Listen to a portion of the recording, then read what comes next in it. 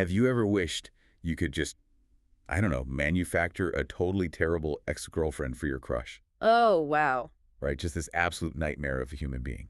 So that you could swoop in right afterward and look like the perfect, refreshing breath of fresh air by comparison. That is quite the strategy. It really is. Welcome to today's deep dive, everyone. We are looking at this incredibly fun, kind of provocative contemporary rom-com called The Starter X by USA Today bestselling author Mia Sosa. It's such a great read. It totally is. Yeah. It's been described as this playful, prank-filled homage to classic rom-coms. Think How to Lose a Guy in 10 Days. Yes, or My Best Friend's Wedding. Exactly. But Sosa gives it this uniquely modern, multicultural New York City twist that just completely elevates the whole concept. It really does, because on the surface it's this hilarious laugh-out-loud premise, but it actually taps into a very dark, very universal insecurity that I think you, the listener, will totally recognize. Oh, 100%. We all just want to be the obvious, easy choice for someone we care about. But our mission today isn't just to summarize the hijinks, right? No, definitely not. We are really going to unpack the fascinating psychology of modern dating that this book exposes. We're going to dive into the incredibly heavy burden of first-generation family expectations. Which is huge in this book. It's massive. And we'll also navigate the highly complex nuances of lying in relationships. The goal here is to extract the emotional wisdom that Mia Sosa hides beneath all the comedy. Okay, let's unpack this, because the sheer audacity of this so-called Starter X business model is just, we need to dissect it immediately. We absolutely do. So the book kicks off with this incredibly vivid prologue. It's junior year at the University of Pennsylvania, specifically at the International House. Right, the dorms. Yeah. We meet our protagonist, Vanessa Cordero, and her wealthy Spanish roommate, Elena. And just picture this scene, right? They were sitting around in ratty sweatpants, noshing on jamón, albóndigas, and patatas bravas. Which I love. I love that culinary detail. It made me so hungry. Same. But it actually serves as this subtle indicator of Vanessa's entire survival strategy in college. She didn't choose international housing just for the cultural exchange. Oh, definitely not. She specifically chose it in the housing lottery because the international students cooked amazing, expensive food, and she could essentially sponge off their leftovers to stretch her totally non-existent budget. That is such a relatable college survival tactic. Right. It establishes her pragmatism from page 1. So true. So anyway, Elena is venting. She has this crush on a guy. They've gone on a few dates, but he just will not commit. The classic college dating scenario. Exactly. He's meandering in that vague, undefined, highly agonizing talking stage. Ugh, the talking stage. The worst. The absolute worst. So Elena wants a boyfriend, but she doesn't know how to close the deal. So Vanessa, completely joking, talking around a mouthful of fried potatoes, suggests what she calls a downright Machiavellian idea. And it really is. She says, what if you could manufacture the world's worst girlfriend to date him for a few weeks? Just a total nightmare scenario. Right. Let her make his life absolutely miserable, let him hit rock bottom, and then Elena swoops in to save the day as the ultimate savior. And Vanessa is just tossing this out as an absurd hypothetical. It's the kind of late-night dorm room garbage you say just to make your friend laugh. Yeah, exactly. But Elena's brain instantly latches onto it as a viable, actionable strategy. She just deadpans, that's a brilliant idea, actually. I love that moment. And then she casually offers Vanessa $1,000 a week to play the part. $1,000 a week. Let's contextualize that for a second. For a broke college student in the early 2010s, that isn't pocket change. Not at all. That is lottery money. That is, I don't have to eat instant ramen for a year kind of money. It is life-changing capital for someone in Vanessa's specific position. Because you have to remember, she's a scholarship student at Wharton. Right. And she is surrounded by generational West that she simply cannot compete with. She's grinding through work-study jobs. And taking the bus back to New York, right? Yes. Exhausting bus rides back to the city on weekends to help her incredibly overburdened parents run their bodega in East Harlem. Which is just so much pressure for a 19-year-old. It's crushing. So while her initial moral compass kind of balks at the idea of doing this, the sheer brutal economics of the offer force her to pause. Yeah, she does the math. She calculates that she could buy her textbooks outright, she could send a massive chunk of cash home to relieve her parents, and, actually eat decent meals. So the financial leverage completely overrides the ethical hesitation. Exactly. She agrees. And the ground rules are simple. No sex, just dating, teasing, and being, in her own blunt words, a total bitch. And because she is a Wharton business major, she doesn't just wing it. She doesn't just act annoying and hope for the best. Oh, no. She creates a whole system. She turns being awful into a highly calibrated corporate strategy. She maps out this roller coaster methodology for the perfect starter experience. It's so funny, but also terrifyingly clinical. Right. I want to break this down because it's genuinely fascinating how she systemizes emotional manipulation. Let's do it. So first, you have the climb. This is the initial phase where she's incredibly flirty. She provides top-tier banter, builds massive anticipation. She gets the target genuinely deeply invested. Yes, because if she starts out awful, the guy just walks away on day one. Exactly. That phase is structurally vital. The manipulation fundamentally collapses if the target isn't initially attracted and heavily engaged. She has to build an emotional sunk cost. I see that. It's like user acquisition in a tech startup. Oh, that's a great comparison. You give them the premium features for free to get them hooked. Then comes phase two, the peak, followed immediately by the drop. It's the worst part of the roller coaster. She starts acting terribly, but not consistently. She is messy, she is irrationally demanding, she gaslights the target over minor things. She enters what she calls the loop phase. Which is essentially psychological whiplash. Right. A little good behavior here to keep him hoping, a massive dose of toxic confusion there.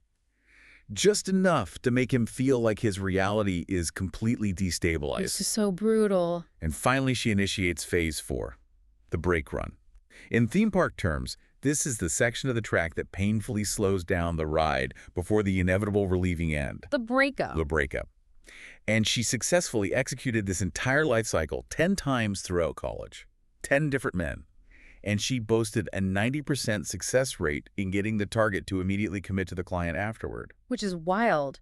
And to understand why this strategy has a 90% success rate, we have to look at the underlying cognitive architecture here. Break it down for us. Vanessa has essentially monetized what psychologists call the contrast effect. The contrast effect. Yeah.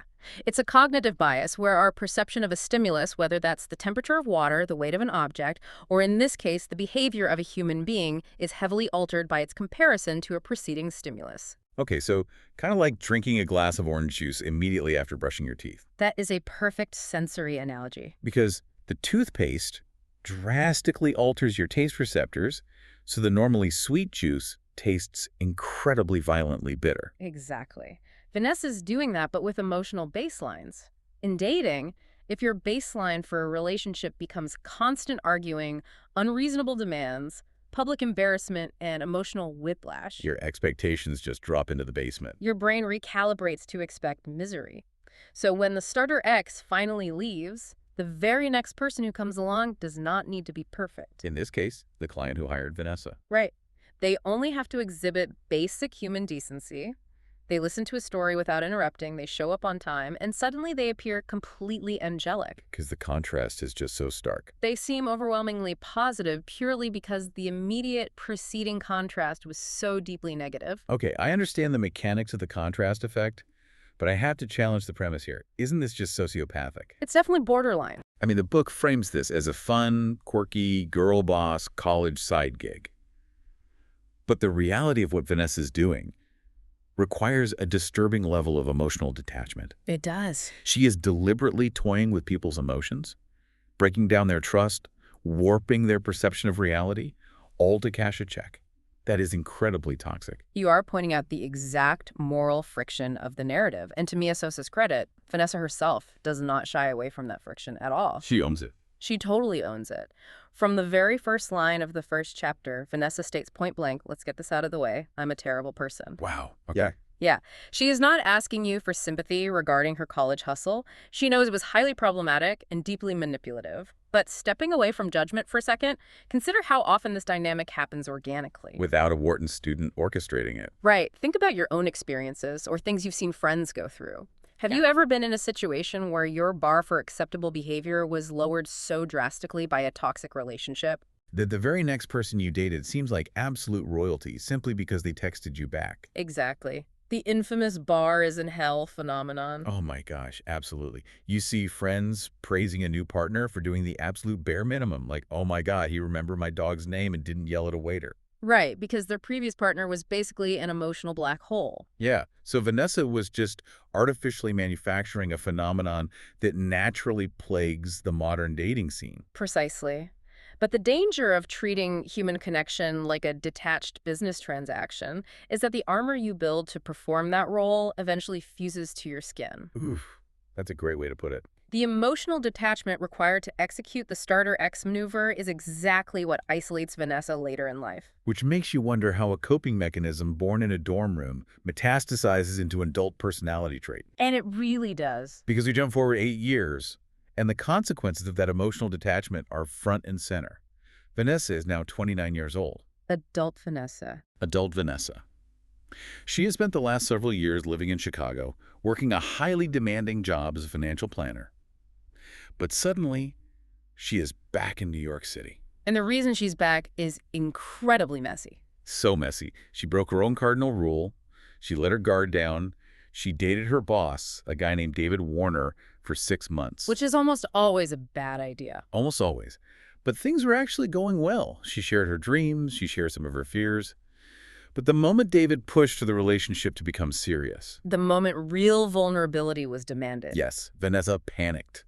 She slammed the brakes, told him she couldn't see herself being serious with anyone, and just blew the relationship up. Her avoidance is chronic. It's a textbook avoidant attachment style. And because she rejected him, David retaliates professionally. Because of course he does. He essentially forces a corporate job transfer, sending her back to New York to help launch a new office.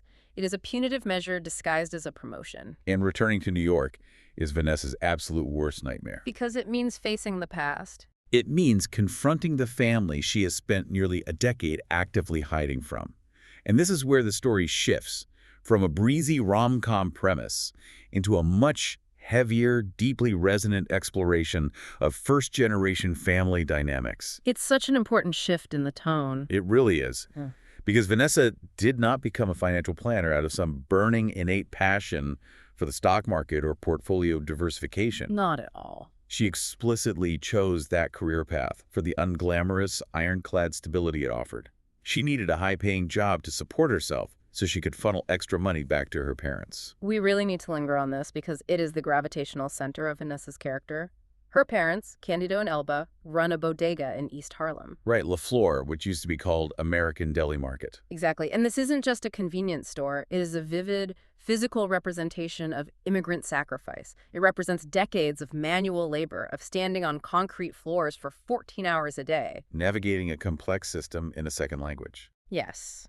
And Vanessa carries the crushing weight of what is sociologically recognized as the oldest immigrant daughter trope. Oh, the pressure of being the family's unofficial retirement plan. Exactly that. There is an immense, often unspoken pressure to mathematically validate the sacrifices your parents made. Like, if they suffered this much, I have to make it worth it. Right. If your parents broke their back so you could go to college, you do not get to pursue a risky, low-paying passion like art or theater.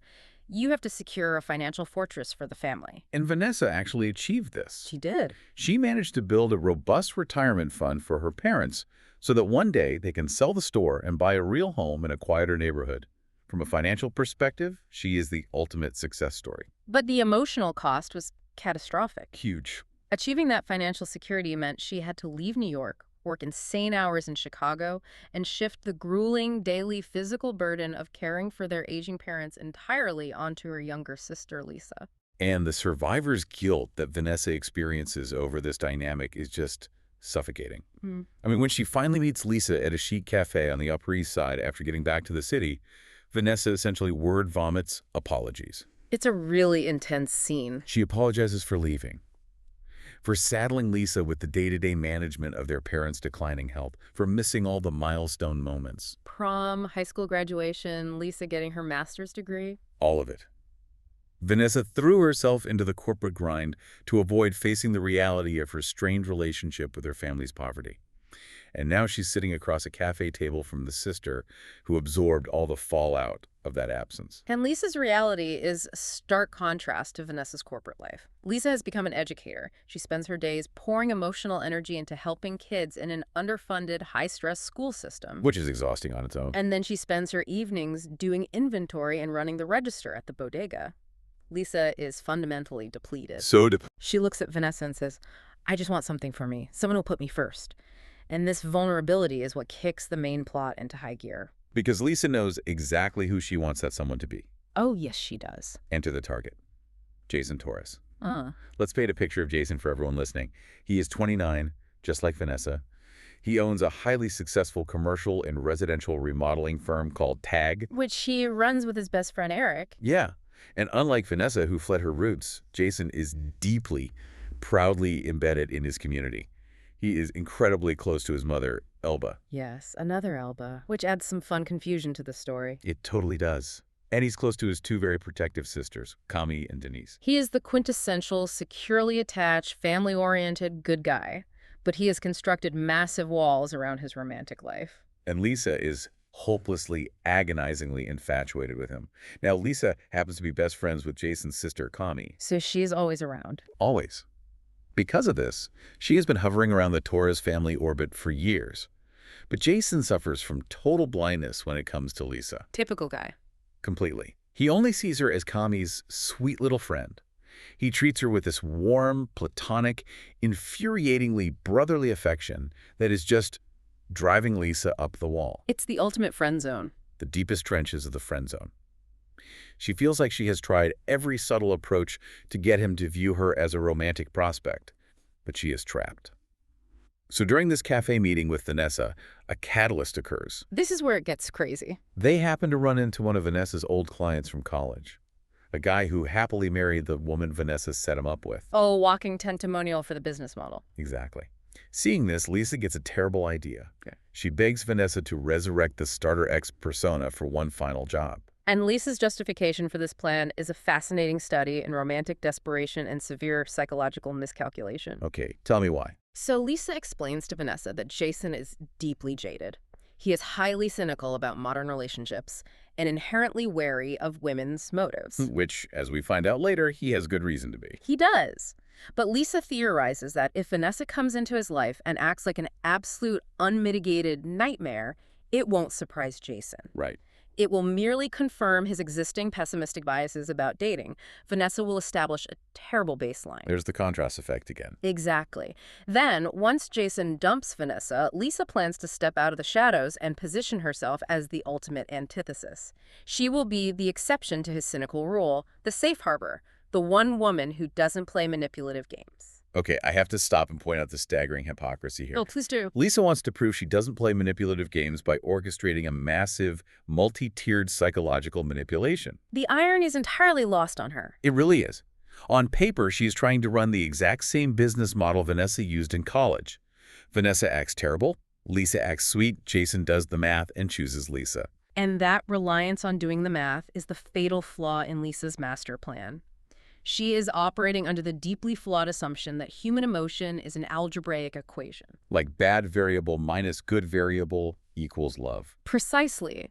She completely fails to account for organic chemistry, for the chaotic unpredictability of human connection, and most importantly, for the fact that Jason Torres is a fully formed, highly perceptive adult man. Right, he's not a dumb college kid. He is not a desperate 20-year-old frat boy looking for a trophy girlfriend. He has complex desires. But Vanessa, who is driven entirely by her massive debilitating guilt trip over abandoning Lisa for 8 years, caves. She just can't say no to her sister. She can't.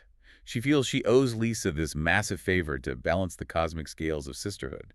She promises to be the best, worst girlfriend Jason Torres has ever encountered. She tells Lisa she is going to dust off the roller coaster method and take Jason for a ride. And the logistical setup for this is actually brilliant. It is. Kami, Jason's sister, is getting married, which provides the perfect, organic excuse for Vanessa and Jason to be thrust into the same social orbit. Which brings us to the execution phase. This is where Mia Sosa's writing really shines, because we get to watch exactly what happens when two people with massive defensive walls collide. And the attempt to be intentionally awful goes completely off the rails. Completely. I am obsessed with these setup dates. They are peak romantic comedy gold.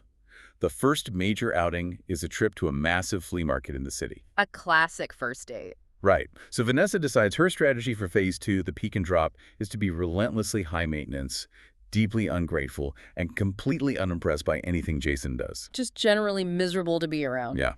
Jason picks her up in his massive F-150 construction truck, and Vanessa instantly goes on the offensive. She complains loudly about bringing a behemoth truck into the city. Which, to be fair, driving a truck in New York is stressful. Oh, totally.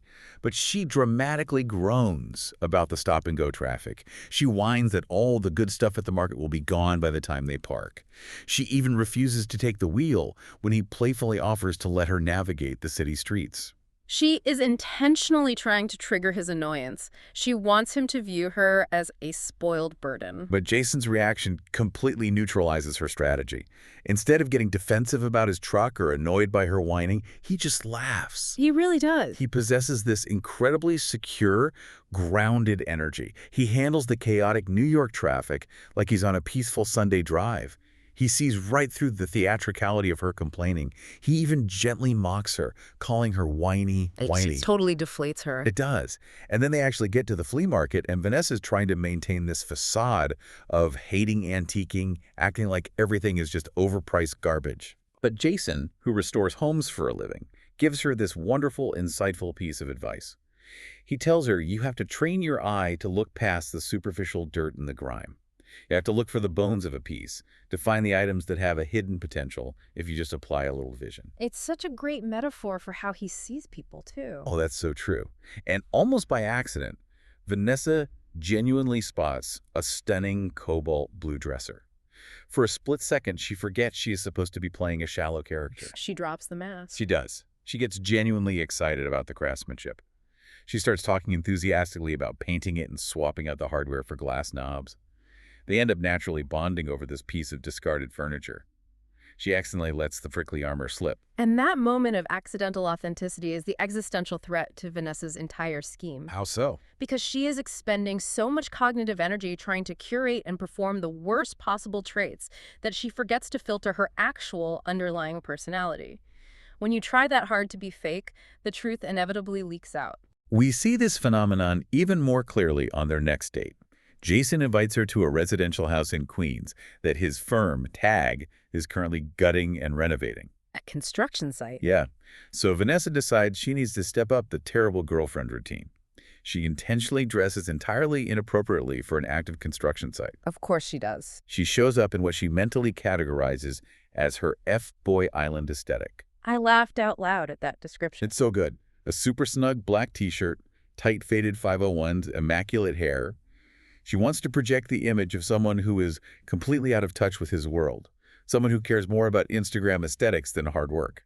But once again, Jason's emotional maturity disarms her. He doesn't roll his eyes at the outfit or make her feel foolish. No, he doesn't. Instead, he simply brings her into the dusty, half-demolished house, hands her a tool, and starts asking her incredibly piercing, perceptive questions. He bypasses the small talk entirely. He really does.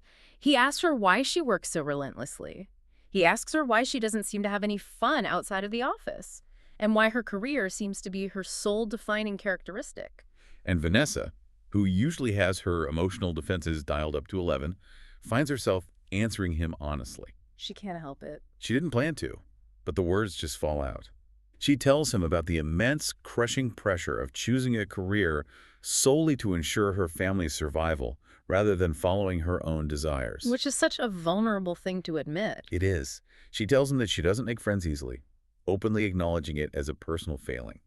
When Jason pushes deeper and asks why she doesn't feel entitled to demand more joy out of her own life, Vanessa is physically stunned. She really is. She has this internal monologue where she thinks, I don't even know how he got this much out of me. This interaction perfectly illustrates the concept of the armor of prickliness. Tell me more about that.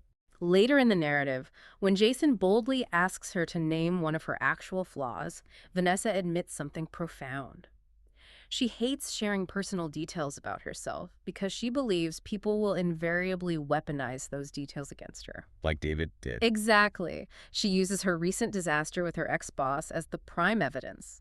She shared her fears and dreams with David, and the moment she established a boundary, he used her career ambitions against her to punish her. Wow. Her sarcasm, her abrasive exterior, her obsession with control, and even this starter X persona. They are all sophisticated defense mechanisms designed to prevent genuine vulnerability. I think this raises a vital question for the listener to chew on. What's that? How often do we use our own sarcasm or lean into being difficult or prickly as a preemptive shield to keep people at a safe, manageable distance? That hits incredibly close to home. Yeah. It is so much easier to push someone away by being intentionally difficult than it is to let them in, show them your soft underbelly, and risk being emotionally gutted. It's self-preservation. But Vanessa is nothing if not disciplined. She realizes she is failing the mission. She is getting way too close to Jason, and the banter is becoming genuinely fun. So she decides to deploy the absolute nuclear option. At Kami's couple's wedding shower. Yes, if you thought the F-150 complaining was funny, this scene is pure, unadulterated comedic chaos. It is a masterclass in cringe comedy. Oh, totally. Vanessa knows that Jason's mother, Elba, is a very traditional, highly protective, conservative matriarch. So Vanessa calculates that Operation Piss Off the Mom is the most efficient way to ensure Jason drops her immediately. Right, because if the mom hates her, the family-oriented Jason will have to dump her. The execution is flawless in its awfulness. First, Vanessa hits the dance floor at the banquet hall and purposefully twerks as terribly, aggressively, and awkwardly as humanly possible. Just to create a massive radius of secondhand embarrassment. Yes, among his extended family. But the real masterstroke, the pièce de résistance, is the purse. Vanessa intentionally turns on a buzzing vibrator and leaves it humming loudly inside her handbag. I was dying reading this. It's so bad. She then conveniently places this buzzing handbag directly next to where Elba is sitting. Elba, confused by the mechanical humming, asks Vanessa what the sound is. Oh, no. And Vanessa then has to act incredibly flustered and performatively horrified as she discovers the source of the noise. In front of Jason's very traditional Catholic mother and half the wedding party, the sheer, suffocating awkwardness leaping off the page is palpable. It is the absolute climax of the messy phase of her business model. Vanessa walks away from that table, utterly certain that this display of vulgarity and social ineptitude will be the final nail in the coffin. She really thinks she nailed it. She assumes Jason will be mortified, realize she is a walking liability, and end things immediately, perfectly clearing the path for Lisa's sweet, wholesome arrival. But as with all brilliantly structured rom-coms, the moment the protagonist thinks they have won is exactly when the floor falls out. Because the vibrator incident isn't actually the most explosive thing that happens at the couple's shower. No, it's what happens after. The real plot twist, the catalyst that changes the entire trajectory of the novel, happens quietly in the women's restroom. Right. Following the purse incident, Vanessa and Lisa slip into the restroom to privately celebrate the success of their disastrous performance. Lisa is absolutely thrilled. She is practically vibrating with excitement. Pun intended. Telling Vanessa that the twerking was a magnificent train wreck and the plan is working perfectly. Vanessa assures Lisa that she just needs to keep being the calm, better alternative, and eventually the math will work out and she'll get her boyfriend. The massive catastrophic problem is that Jason's fiercely protective, whip-smart sister, Denise, who happens to be a law student at NYU and essentially a human lie detector. Yes. She is quietly sitting in one of the bathroom stalls. She overhears the entire unvarnished conversation. She hears them explicitly refer to the plan. She hears the phrase, Operation Piss Off the Mom. She hears all of it. She hears, unambiguously, that Vanessa is just a temporary warm-up act meant to pave the way for Lisa. And Denise, operating with the fierce loyalty typical of the Torres family, does not hesitate. She immediately marches out, pulls Jason aside, and tells him everything. She cross-examines him with the facts. She relays the exact conversation verbatim. Jason is, understandably, completely floored. He realizes in real time that he is the mark in a con. That's a brutal realization. He realizes that Vanessa's prickliness, her chaotic behavior, her ungratefulness, they aren't just quirky defense mechanisms. They are the active components of a calculated scheme to manipulate him into dating a woman, Lisa, whom he has explicitly stated he will never be attracted to. Now, I have to pause here and issue a major pushback against Jason's reaction. Go for it. Because I read this and thought, any normal person, upon discovering that their date and a family friend are running a psychological con job on them, would walk straight back into that banquet hall, confront them loudly, blow the whole thing up, and walk out. Oh, absolutely. You'd be furious. But Jason doesn't do that. He keeps it to himself. How does that make any sense? Why doesn't he just confront her right then and there? Your reaction is the standard logical response to betrayal. But what makes Jason such a compelling character is his internal, counterintuitive reaction. Which is? He is incredibly angry, yes. But he also admits to his business partner, Eric, that beneath the anger, he is profoundly intrigued. Jason realizes, much to his own shock, that he has actually been enjoying the intellectual sparring. Wait, really? Yeah. When he is processing the revelation with Eric, he describes Vanessa with a sense of awe. He says she's prickly, sarcastic, funny, definitely doesn't want to be perceived as sweet. That intrigues me. It's a shock to my system. So he likes the chaos. Jason realizes that he is, in his own words, a bit of a masochist. He literally diagnoses himself as a masochist. He literally thinks to himself, damn, I'm a masochist. Yeah. Because you have to look at his environment. He has spent his entire adult life surrounded by women like Lisa, and the women his mother constantly tries to set him up with, who present this perfectly curated, uniformly sweet, relentlessly supportive facade. And he's bored by it. He is bored to death by perfection. Vanessa's utter refusal to be sweet, her absolute unhinged commitment to the bit, fascinates his brain. He prefers her sharp, difficult complexity to the simple, flat perfection his mother wants for him.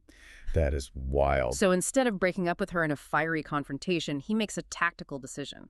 He decides to play the game back. He launches a counterstrike. And the chosen battleground for this psychological counterstrike is Citi Field, a New York Mets game. Such a great setting. It is a brilliant setting. Now, Vanessa actually loves baseball, but she is committed to the bit. Her plan for the date is to yawn excessively, complain about the plastic seats, look at her phone, and just be a general buzzkill. But Jason comes prepared for war. Oh, he does. Yeah. He decides to act purposely, subtly annoying right back. He orders a tiny container of small fries, and instead of putting them in the cup holder or handing her half, he rests the container precariously on his own lap. So she has to reach over awkwardly into his personal space every time she wants one. Exactly. He plays psychological mind games with her. Yeah. He asks her highly probing questions about her personal boundaries and her fears, completely ignoring her sarcastic attempts to be evasive. He turns a baseball game into a high-stakes staring contest. He is aggressively testing her limits. He wants to see exactly how long she possesses the stamina to keep the mask on. He looks at her and says, I'm just trying to get a sense of where your head is. And Vanessa, who is completely unaware that her cover is blown, is internally panicking. She is losing control of the narrative. Because Jason isn't reacting the way a normal target in her Wharton methodology should react. Yeah. He isn't pulling away. He is leaning into the misery. He is giving as good as he is getting, and the friction is generating incredible chemistry. The tension during the Mets game is incredible. It is this hilarious, high-stakes game of chicken where neither of them is willing to break character first. But this fake sparring dynamic finally shatters. And it doesn't shatter because of the game itself. It shatters because of a violent collision with reality. Exactly. The game ends when a real threat enters the board. They attend a weekend cookout at the home of one of Vanessa's co-workers in the Hudson Valley. It is supposed to be a low-key professional networking event. But Vanessa's past literally walks through the backyard gate in the form of David Warner. The toxic ex-boss from Chicago. Yeah. The very guy who orchestrated her forced relocation to New York because she wouldn't sleep with him exclusively.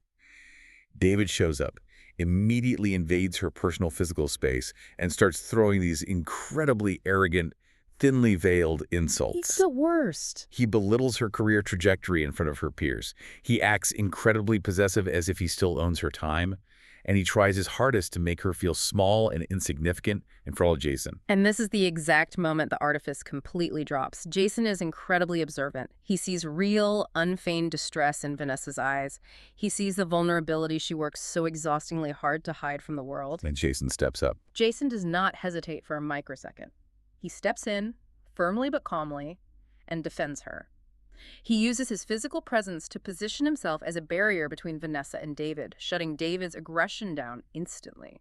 It is such a classically swoon-worthy romance novel moment, but the psychological fallout is massive. Yeah. Because it ruins everything for Vanessa. It forces her to face her feelings. Jason defending her so instinctively forces real, unscripted emotions to the surface.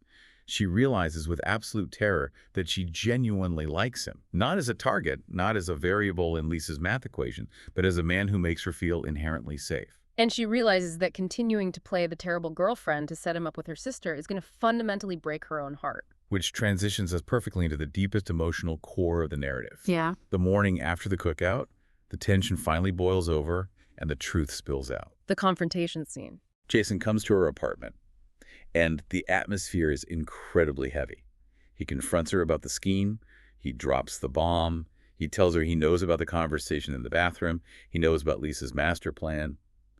And he knows she has been playing a character called the Starter X. Vanessa is devastated. Her prickly armor is gone, her cover is blown, and she has nowhere to hide. But instead of running away or getting defensive, she finally does the one thing she's been terrified to do for nearly a decade. She gets entirely vulnerable. Yes. She explains to Jason the origin story of her fear. She tells him about her deepest, most defining shame from college. And this backstory is pivotal for understanding Vanessa's psychology. She explains that during her freshman year at Penn, she brought her wealthy college boyfriend and a friend back to New York to see where she grew up. Which is always a vulnerable thing to do. Especially across class lines. When they arrived in East Harlem, the boyfriend and the friend immediately started making snide, elitist, mocking comments about the neighborhood. And when they finally walked into her parents' bodega, the boyfriend laughed out loud. He looked around and said the place was worse than anything he'd seen on social media. And her parents were standing right there. Her parents were standing right there behind the counter. And Vanessa, paralyzed by the stark contrast between her shiny new Ivy League life and her grueling working-class roots, shrank away. She froze. She didn't defend her parents. She let this wealthy kid mock her family's livelihood and their dignity. It is heartbreaking to read. She tells Jason, "I collapsed into myself." That single moment of cowardice taught her a devastating lesson. Letting people see your true background, your true self, only leads to humiliation. It reinforced the cognitive distortion that she needed to keep everyone, especially romantic partners, at arm's length. If they don't know you, they can't shame you. Jason listens to this confession, and because of his empathy, he understands her pain. But Jason is actively dealing with his own profound, unresolved trauma regarding deception. This is where we finally learn why Jason is so intensely cynical and guarded in the first place. Tell us about Elise. Several years prior, Jason was engaged to a woman named Elise. They had been dating for a year and a half. They were actively planning a life, a home, a future together. And then, 6 months into the engagement, Jason discovered a secret that shattered his reality. Oh, this part is wild. Elise had a child she had kept entirely hidden from him for the entire duration of their relationship. A whole living, breathing child. Her mother had been raising the kid in secret while Elise played the role of the unencumbered, single, young professional in the city. The level of sociopathy required to maintain that lie is just staggering. It's hard to even comprehend. Jason explains his trauma to Vanessa. He says, "It wasn't that I couldn't love the kid as my own, it was the deceit that burned me up." Which makes perfect sense. She fabricated this entirely false version of herself she thought I would fall in love with. And then she sprung a child on me as if it was no big deal to hide an essential foundational part of her life. Because of the trauma Elise inflicted, Jason has developed a highly rigid, black and white view of honesty. In his mind, a lie is a lie is a lie. Exactly. Deception is a fundamental, unfixable character flaw.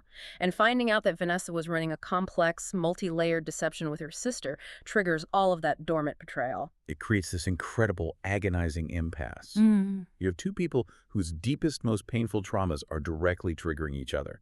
Vanessa's trauma makes her lie to feel safe. Jason's trauma makes him view lying as the ultimate act of violence. It feels unsolvable. It really does. But then, Mia Sosa gives us what is arguably the intellectual peak of this entire deep dive. Jason has a sit-down conversation with his sister Denise at the TAG construction headquarters, and Denise proceeds to completely dismantle his worldview. She breaks down the nuance of lying. Denise is the real MVP of this book. She really is. Utilizing her sharp legal mind, she delivers an absolute masterclass in ethical nuance. She challenges Jason's rigid, unyielding worldview. She argues that Jason's insistence on never ever forgiving a lie is immature because it completely lacks context. She categorizes the lies. She creates a taxonomy. First, she points out white lies, the social lubricants. She uses the example of a woman pretending to like the same obscure indie band you do just to keep your interest on a first date. It's annoying, sure, but it is fundamentally harmless. It doesn't alter your life. Right. Then she scales up to lies of omission, using Elise as the prime example. Elise hiding a child, hiding a massive life-altering responsibility, had severe catastrophic consequences because it fundamentally altered the reality of the life Jason thought he was committing to. And Denise doesn't pull punches either. She brings their own parents into the taxonomy. She points out that their father lied by cheating on their mother. Yeah. That is the devastating lie of omission with massive, destructive familial consequences. Precisely. She establishes the extreme ends of the spectrum, but then Denise categorizes Vanessa's specific lie. She labels it a protective lie. Protectively. She forces Jason to stop looking at the what of the lie and start looking at the why. Why was Vanessa lying? She wasn't trying to trap Jason into a fraudulent marriage. She wasn't hiding a secret family or draining his bank account. She was trying to help her sister. She was trying, in a deeply misguided, highly flawed way, to help her sister find love, while simultaneously using the terrible performance to protect her own fragile heart from being rejected again. Denise argues that you cannot just judge the act of deception. You have to judge the intent and the consequences of the deception. Jason's black and white view lacks the necessary grace to accommodate human imperfection. Exactly. The what of the lie, the why of the lie, the consequences of the lie. Yeah. It is such a powerful, clarifying framework. I think this is the perfect moment to ask you, the listener, to really consider this in your own life. Where is the line for you? Right. We all curate a first date persona. We all hide our messy apartments or our weird neurotic habits or our complicated family dynamics early on. We present the trailer, not the whole movie. Where is the boundary between putting your best foot forward and committing fundamental deception? Because Denise's argument makes so much sense. Intent matters deeply. It absolutely does. And this conversation forces Jason to experience profound cognitive dissonance. He realizes that holding Vanessa, who was essentially drowning in family guilt, to the exact same moral standard as Elise or his cheating father is intellectually dishonest and deeply unfair. It allows him to finally see her clearly. Yes, to see Vanessa not as a malicious, calculating manipulator, but as a flawed, fiercely protective, deeply traumatized sister who just got in way over her head. Which clears the emotional wreckage Yeah. and allows us to look at how this all resolves. Because amidst all this heavy psychological unburdening, we cannot forget about Lisa. Oh, right. Lisa, the catalyst. Lisa's the one who set this entire dumpster fire in motion. She really is. And her character arc is incredibly satisfying. She goes through a profound psychological realization of her own. She finally recognizes that her intense years-long crush on Jason wasn't actually about Jason the individual at all. This twist genuinely blew my mind. Lisa sits down with Vanessa and admits that her entire calculus was wrong. She says she had this idealized vision in her head that she was trying to force into reality. Right. Her best friend, Kami, is getting married and essentially moving on to the next stage of her life. Lisa realized that her desperation to date Jason was actually a misplaced, anxious desire to remain permanently legally connected to Kami's family. It wasn't about him. Lisa didn't want Jason's heart. She wanted the guaranteed safety and warmth of the Torres family unit. She wanted to be sisters-in-law with her best friend so she would never be left behind. It is a brilliant revelation about attachment theory. It was a fantasy of belonging, a desire for an anchor, not a genuine romantic or sexual connection with Jason. She was trying to marry the family, not the man. And the absolute brilliant twist, Lisa does end up connected to the family, but not through Jason. Lisa ends up falling for Denise. Yes. The prickly, brilliant human lie detector law student sister. There is this incredibly sweet epilogue moment where we learn that Denise actually buys a 3-bedroom brownstone as a real estate investment, but she explicitly states her intention that it will be a future home for her and Lisa to raise children in. It is a beautiful, organic redirection of affection. And importantly for the plot, it completely clears the path for Vanessa and Jason to finally approach each other without any secrets, schemes, or siblings in the way. The climax of the book is a masterclass in atmospheric writing. It takes place at the 106th Street annual block party in East Harlem. It is this vibrant, loud, joyful celebration of the neighborhood. The sights and sounds are so vivid. The air smells like roasting meat and exhaust. But the most important detail is the bodega. Jason and his construction firm, TAG, have actually spent the last several weeks helping Vanessa's parents, Candido and Elba, entirely gut and renovate the bodega. It's such a grand gesture. It is no longer the tired, fading American deli market. It is proudly renamed Le Flore, with new floors, new fixtures, and a renewed sense of dignity. Jason's physical involvement in the renovation of the bodega is his ultimate unspoken olive branch to Vanessa. He isn't just accepting Vanessa despite her background, he is actively honoring and investing his own sweat equity into the very roots she was once so deeply ashamed of. He's showing her, through action, not just words, that her family is not a burden to him. And her background isn't something she ever lets to hide from him again. Vanessa walks into the neighborhood, overwhelmed by the sensory experience of the block party, and Lisa gives her the heads up that Jason is out back in the alley. She finds him playing dominoes with her dad and the construction crew, Completely at ease. completely integrated into her world. When they finally manage to get a quiet moment alone amidst the chaos of the music and the crowds, they drop all the armor. There are no more schemes. There is no more Starter X nonsense. Just truth. Jason looks at her and asks her to just tell him something real. And Vanessa, stripping away every ounce of her Wharton-trained detachment, says, "I can't imagine living without you." And Jason replies, simply, same, Vanessa, same. It is brief, it is painfully honest, and it is completely devoid of performance. Which brings me to what I think is the most brilliant, subversive aspect of Mia Sosa's writing in this novel. I want to hear this. She takes the traditional fake dating trope and completely turns it inside out. I'm curious to hear you unpack that, because fake dating is a massive staple of the genre. How does she subvert it? Well, in a standard fake dating narrative, the couple agrees to pretend to be perfectly madly in love for the benefit of an outside audience, usually a jealous ex or a demanding family. And through the process of acting like a perfect, accommodating couple, they generate real intimacy and fall in love. Right, that's the standard formula. But here, Vanessa and Jason do the exact inverse. Vanessa performs her absolute worst traits. She is abrasive, annoying, demanding, messy, and rude. But ironically, performing those terrible traits allowed them to entirely bypass the usual polite, fake, highly curated first date behavior that plagues modern romance. She weeded out the superficiality right from the start. Exactly. By trying to be aggressively awful, Vanessa inadvertently showed Jason her true, messy, unvarnished self from day one. Oh, that is a fantastic insight. She was trying to build a massive, impenetrable wall of terrible behavior to keep him out.